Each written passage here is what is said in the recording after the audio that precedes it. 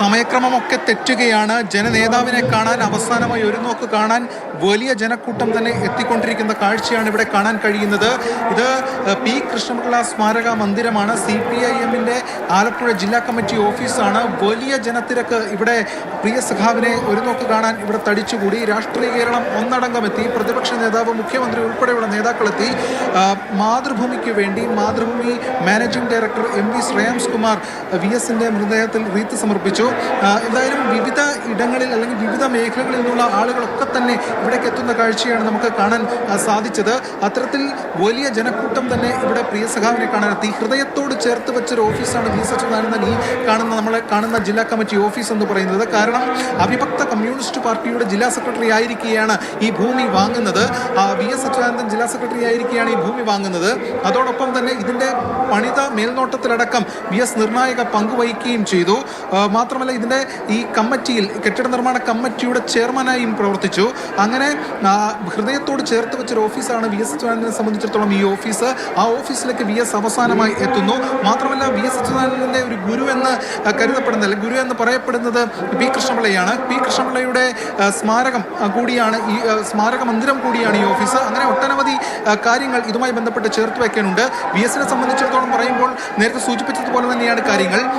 ഒരു ജീവഘട്ടത്തിലെ നിർണായക ഘട്ടം ആലപ്പുഴയിലൂടെ കടന്നുപോയിട്ടുള്ള വ്യക്തിത്വമാണ്. 1965 അദ്ദേഹത്തിൻ്റെ പാർലമെന്ററി ജീവിതം തുടങ്ങുന്നതും ഈ ആലപ്പുഴയിൽ നിന്ന്, അമ്പലപ്പുഴയിൽ നിന്നാണ്. അമ്പലപ്പുഴയിൽ 4 തവണ മത്സരിച്ചു. മാരാരിക്കുളത്തും മത്സരിച്ചു. മാരാരിക്കുളത്തന്ന് മത്സരിച്ച് VS തോൽക്കുന്ന അവസ്ഥയുണ്ടായി. പക്ഷേ അന്ന് ജനകീയ കോടതിയിൽ തോറ്റ VS ആണ് പിന്നീട് ജനങ്ങൾ ഹൃദയത്തിലേറ്റി അവരുടെ ഏറ്റവും വലിയ നേതാവായി അവർ കൊണ്ടു നടന്നത് എന്ന കാര്യവും കൂടി നമ്മൾ ഓർക്കണം. 2000 മുതലാണ് VS-ന്റെ ആ ഒരു ട്രാൻസ്ഫോർമേഷൻ നമ്മൾ കാണുന്നത്. വലിയ തോതിലുള്ള ജനപിന്തുണ തേടിക്കൊണ്ട് ആ VS എന്ന് പറയുന്ന 2 വാക്ക് എന്നത് വലിയ തോതിലുള്ള അർത്ഥതലങ്ങൾ സമ്മാനിക്കുന്ന ഒരു വാക്കുകളായിരുന്നു. പലരെയും സംബന്ധിച്ചിടത്തോളം കാവലാളായിരുന്നു. പലരെയും സംബന്ധിച്ചിടത്തോളം ജീവിതത്തിലുള്ള ബലമായിരുന്നു VS. മാത്രമല്ല അത്തരത്തിൽ നീതിക്ക് വേണ്ടിയുള്ള പോരാട്ടത്തിന്റെ ശബ്ദമായിരുന്നു VS. ധാർമ്മികതയുടെ മൂല്യങ്ങളുടെ ആൾരൂപമായിരുന്നു VS. അങ്ങനെ ഒട്ടനവധി വിശേഷണങ്ങൾ ഈ VS എന്ന് പറയുന്ന 2 വാക്കുകളിൽ ഉണ്ടായിരുന്നു.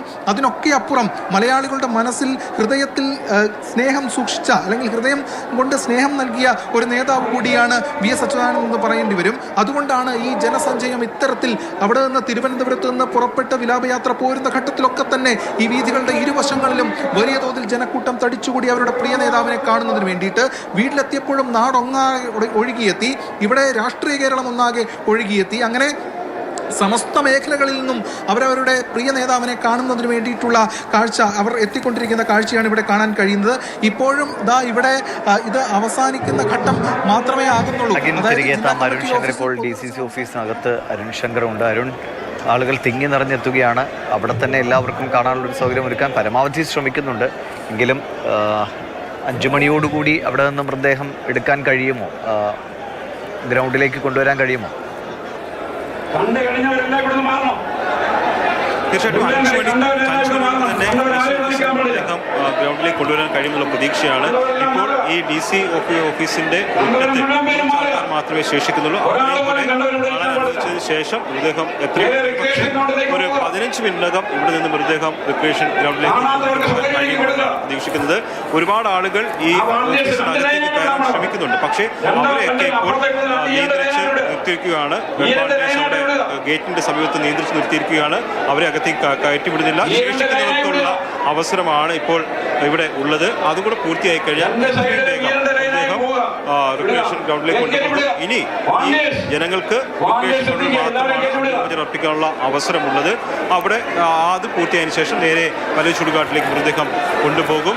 വളരെ ഒരു ജനസാഗരമായിരുന്നു ഈ എല്ലാ സ്ഥലങ്ങളും. ഇപ്പം VS-ന്റെ വീട് വെയിലിക്കകത്ത് ആയിരുന്നെങ്കിലും പാർട്ടി ഓഫീസിലെല്ലാം തന്നെ ജനങ്ങൾ വളരെ വേദനയോടുകൂടി തന്നെയാണ് അവർ തങ്ങളുടെ നേതാവിനെ അർപ്പിക്കാൻ വേണ്ടി എത്തിയത്. കണ്ണേ കരളെ VS എന്നുള്ള ഒരു മുദ്രാവാക്യം മാത്രമായിരുന്നു അന്തരീക്ഷത്തിൽ ഉയർന്നു കേട്ടുകൊണ്ടിരുന്നത്. കനത്ത മഴയായിരുന്നു. VS-ന്റെ മൃതദേഹം ഈ ജില്ലാ ഓഫീസിലേക്ക് കൊണ്ടുവന്ന സമയത്ത് കനത്ത മഴയായിരുന്നു. പക്ഷേ ആ മഴയുമെല്ലാം അവഗണിച്ചുകൊണ്ട് ആ മഴയേക്കാൾ വലിയ ഉച്ചത്തിൽ കണ്ണേ കരളെ VS എന്നൊരു ശബ്ദം മാത്രമായിരുന്നു ഇവിടെ മുഴങ്ങിയിരുന്നത്. ആ ആവേശത്തോടുകൂടി അവർ തങ്ങളുടെ പ്രിയ അതിഭോജനം അർപ്പിച്ച് പോയിരിക്കുകയാണ്. ഇപ്പോഴും നൂറുകണക്കിന് ആളുകൾ കാത്തു നിൽക്കുന്നുണ്ട്. അവരെ ഇവിടെ കയറ്റിവരാനുള്ള ശ്രമം നടത്തുന്നുണ്ട്. സംസ്ഥാന സെക്രട്ടറി എം വി ഗോവിന്ദനാണ് ഇത് സംബന്ധിച്ചുള്ള നിർദ്ദേശങ്ങൾ നൽകുന്നത്. ഒരു പക്ഷേ ഒരു അരമണിക്കൂർ കൂടി ഇവിടെ ഇത്തരത്തിൽ പൊതുദർശനം ഉണ്ടാകും.